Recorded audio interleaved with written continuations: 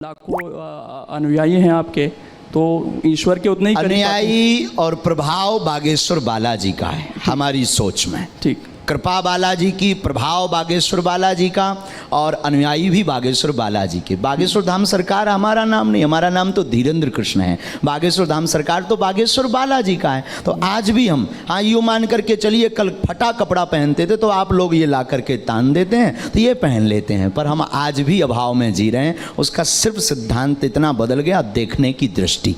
देखने की दृष्टि बदल गई। एक चीज़ और, कई बार चैलेंज किया गया आपकी इन शक्तियों को, कई बार लोग पहुंचते हैं, उसे किस तरीके से आप देखते हैं? साइंस की कसौटी पर अपनी इन शक्तियों को कहाँ देखते हैं आप?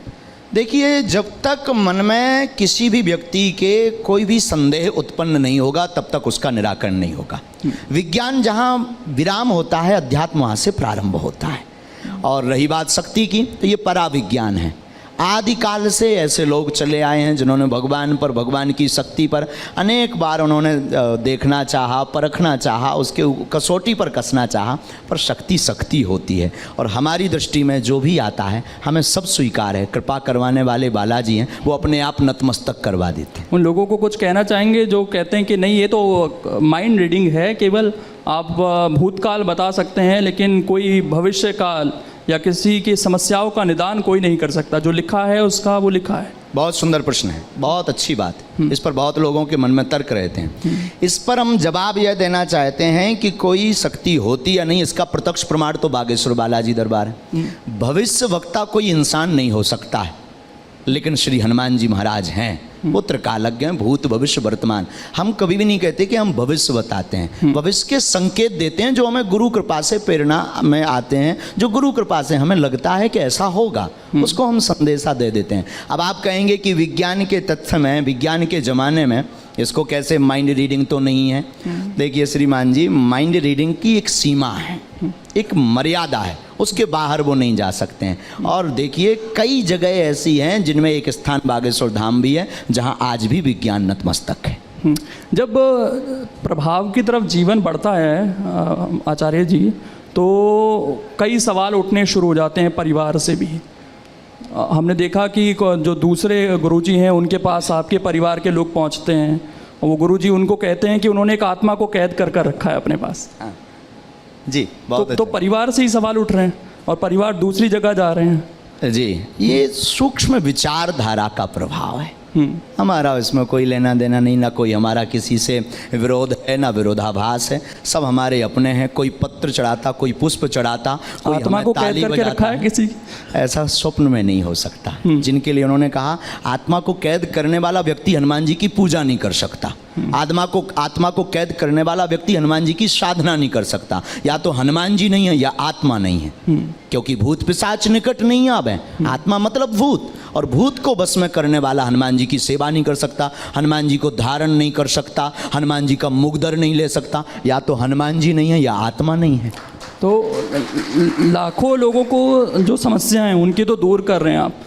परिवार वालों से कभी बात होती है, उन्हें समझाने की कोशिश होती है इस चीज़ को? सामंजस्य है, कोई ऐसा विरोधाभास नहीं। वो किंचित मात्र कोई दूसरी गद्दी लगाने की भी कोशिश करता है, वो कहते हैं हमें धमकी दी जा रही है। नहीं नहीं नहीं, ऐसा है। कई बार आप हो सके तो आप उनसे जरूर बात कीजिए। हमारे पास तो ऐसा कोई भाव नहीं आया। अभी हम मिले ही थे कुछ दिन पहले, 8-10 दिन पहले, क्यों मान के। अगर कोई दूसरी गद्दी लगाना चाह रहा है तो कोई स्वागत है, कोई दिक्कत। हम नहीं मिल पा रहे हैं ना, एक महीने में 8 से 10 लाख लोग आते हैं, सबको मिल नहीं पा रहे। हम तो चाहेंगे अगर आप भी ये छोड़ के चलें तो बहुत अच्छा है। ये मोह माया है। आप भी लगाएं तो मोह माया नहीं है, मतलब आप अपना सेवा करने के अनेक प्लेटफॉर्म है। कोई राजनीति से मानव सेवा कर रहा, कोई धर्मनीति से मानव सेवा कर रहा है। तो अगर आपको यहाँ कम लग रहा हो तो you come here Bageshwar Dham. ठीक नहीं, कम ज़्यादा की बात। लेकिन एक चीज़ है, लाखों लोग आते हैं आचार्य जी आपके यहाँ पर, सबको तो आप नहीं सुन पाते, उतना समय भी नहीं होता होगा, तो सबके कष्ट कैसे दूर होंगे? बालाजी, हम फिर कहते हैं, हमेशा हमने कहा बागेश्वर धाम पर किसी व्यक्ति विशेष की कोई महिमा नहीं है, हमसे जुड़ने की आवश्यकता नहीं है। बागेश्वर धाम स्वयंभू हनुमान जी का एक तीर्थ है, जहां हनुमान जी की स्वयं की ऊर्जा है, सन्यासी बाबा की साधना की ऊर्जा है, पॉजिटिव एनर्जी है। उससे कनेक्ट होने की जरूरत है, ना कि धीरेन्द्र कृष्ण से कनेक्ट होने की जरूरत है। एक चीज़ और है, अंधविश्वास का जिक्र बार बार होता है। ये विश्वास और अंधविश्वास की लाइन को आप कैसे खींचते हैं?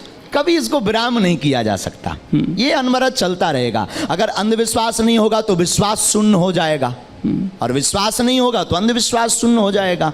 विज्ञान नहीं होगा तो पराविज्ञान की चर्चा शून्य हो जाएगी, और केवल पराविज्ञान नहीं होगा तो विज्ञान की चर्चा शून्य हो जाएगी। केवल उजाला हो तो अंधकार की महिमा मिट जाए, उजाले की महिमा मिट जाएगी, और केवल अंधकार हो तो अंधकार की महिमा मिट जाएगी। दोनों का होना जरूरी। रामायण में राम थे तो रावण जरूरी, रावण के बिना रामचरितमानस में राम जी की महिमा नहीं हुई है।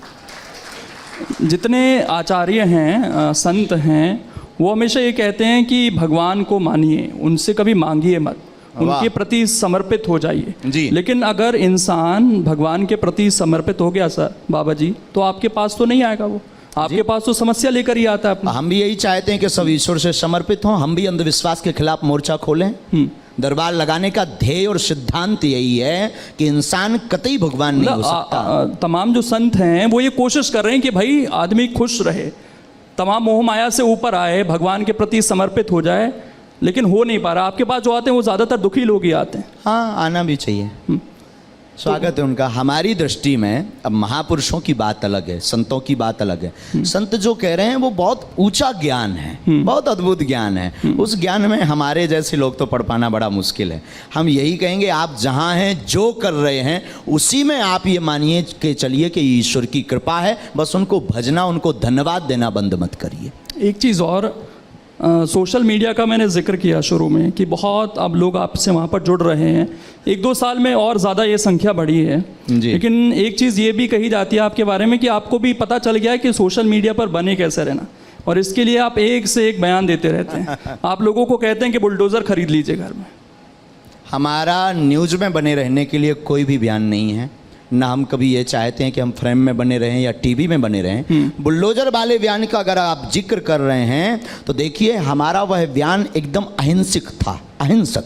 उसमें हिंसा को लेस मात्र स्थान नहीं था, उसमें सिर्फ धर्म की रक्षा के लिए बात की थी। राम हमारे इष्ट हैं, आराध्य हैं, पूरे विश्व के पूज्य हैं, और कोई आपके पिता के ऊपर पत्थर मारे, और संविधान ये काम नहीं कर पा रहे हैं। एक मिनट, आपके पिता के ऊपर कोई पत्थर मारे या मारने आ जाए तो उसकी रक्षा करने की आजादी संविधान ने भी दी है। तो हमने सिर्फ रक्षा की बात की। घर में बुलडोजर खड़ा हो जाना चाहिए इस हिसाब से तो। बिल्कुल, अगर आपके पिता पर कोई मारे, पुलिस जब तक आएगी तब तक तो मर्डर हो जाएगा। पुलिस प्रशासन, सरकार, कानून, कोर्ट, जरूरत नहीं है। जब बाद में फोन लगाएंगे, बुलडोजर से पुलिस आएगी, जब फोन लगाएंगे तब आएगी। ये कहा जाता है कि अगर एक कातिल को आप सजा देना चाह रहे हैं, मतलब उसको मार दे रहे हैं, तो आप दूसरे कातिल बन जा रहे हैं खुद। तो ये तो उसी वाली नहीं, लिस्ट में जा रहे हैं। अहिंसक, हम तो वसुदेव कुटुंबकम की चर्चा करते हैं। कैसे अहिंसा कैसे होगी सर बुलडोजर से? पूर्ण रूप हमने बयान दिया। बुलडोजर का मतलब आत्मरक्षा के लिए अपने पास